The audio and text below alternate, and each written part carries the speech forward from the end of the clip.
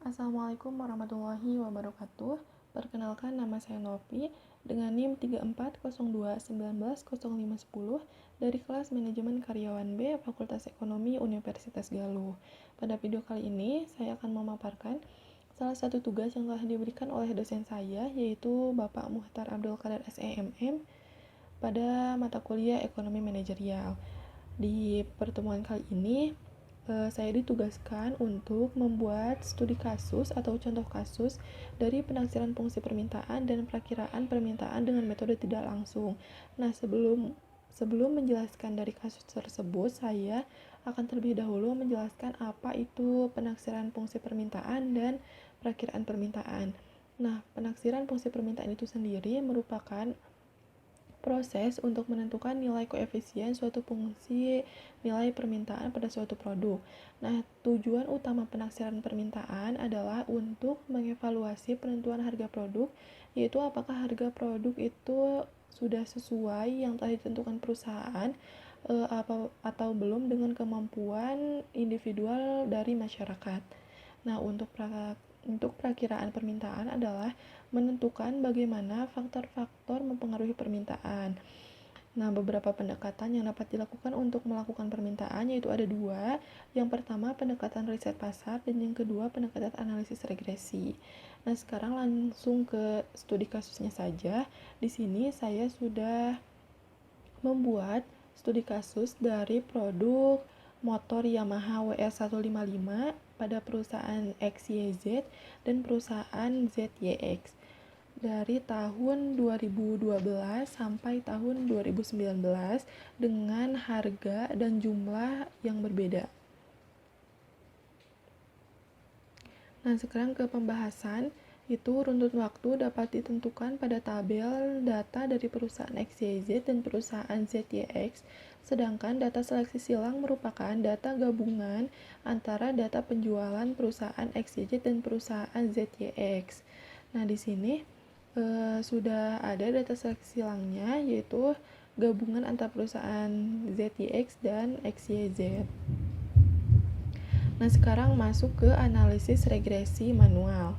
Nah, analisis regresi itu adalah suatu teknik statistik yang digunakan untuk mengetahui seberapa besar pengaruh suatu variabel terhadap variabel yang lainnya. Nah, di sini sudah ada tabelnya.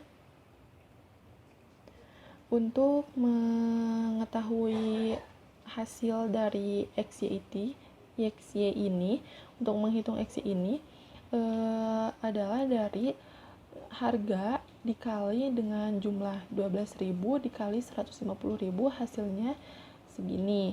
Nah, untuk X kuadrat itu harga dikali harga, jadi 12.000 dikali 12.000. Nah, untuk Y kuadrat juga sama, untuk jumlah dikali dengan jumlah, yaitu 150 dikali 150 dan seterusnya.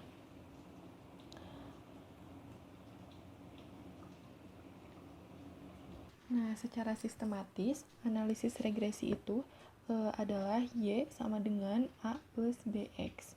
Nah, untuk Y itu adalah variabel terikat, X adalah variabel bebas, A konstanta, dan B koefisien arah garis lurus. Nah, untuk menentukan B, X-nya itu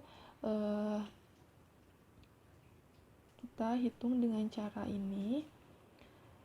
B sama dengan N sigma XY dikurangi sigma X kali sigma Y per N sigma X kuadrat dikurangi sigma Y kuadrat.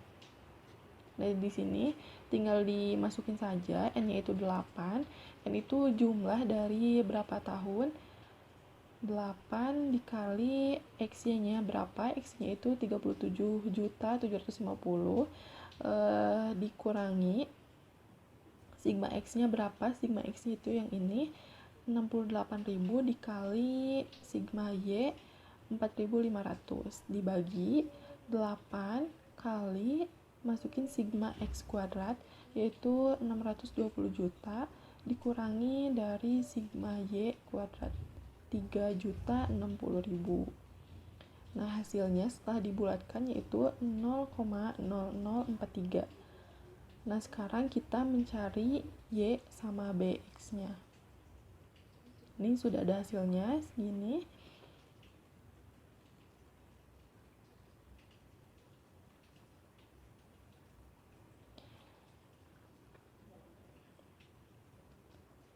Dan berdasarkan data perhitungan, maka dapat diketahui fungsi permintaan. Fungsi permintaannya adalah Y562,50 dikurangi 0,0043X atau Q sama dengan 562,50 dikurangi 0,0043P. Nah, sekarang perusahaan ZYX sama untuk perhitungannya kayak perusahaan XYZ pada yang sebelumnya.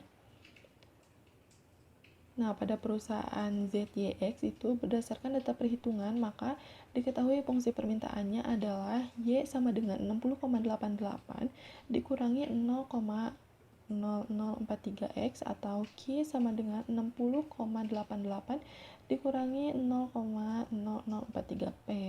Nah, sekarang data gabungan perusahaan XYZ dan perusahaan ZYX. Untuk datanya tinggal digabungkan saja dari hasil data perusahaan yang sebelumnya.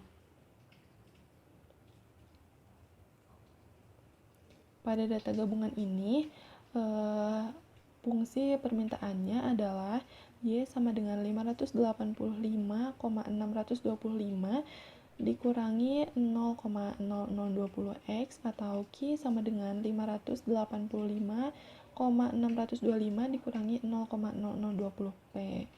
Nah, sekarang masuk ke koefisien determinasi. Untuk perusahaan XYZ itu rumusnya R kuadrat sama dengan N sigma XY dikurangi sigma X kali sigma Y per akar N sigma X kuadrat dikurangi sigma X dikali N sigma Y kuadrat dikurangi sigma Y.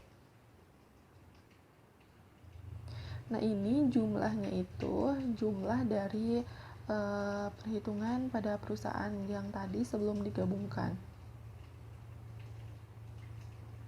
Nah, hasilnya itu 0,289. Jadi, proporsi penjelasan pengaruh harga produk motor Yamaha WR155 terhadap jumlah permintaan motor Yamaha WR155 pada perusahaan XYZ dapat dijelaskan sebesar 28,9%, sedangkan 71,1% dijelaskan oleh faktor lain. Nah, yang kedua ini perusahaan ZYX. Perhitungannya sama kayak perusahaan yang sebelumnya, yaitu hasilnya 0,970. Jadi proporsi penjelasan pengaruh harga produk motor Yamaha WR155 terhadap jumlah permintaan motor Yamaha WR155 pada perusahaan ZYX dapat dijelaskan sebesar 87%, sedangkan 3%-nya dijelaskan oleh faktor lain. Nah, sekarang data gabungan pendekatan perusahaan ZYX dengan XYZ. Itu hasilnya 0,437. Jadi, proporsi penjelasan pengaruh harga produk motor Yamaha WR155 terhadap jumlah permintaan motor Yamaha WR155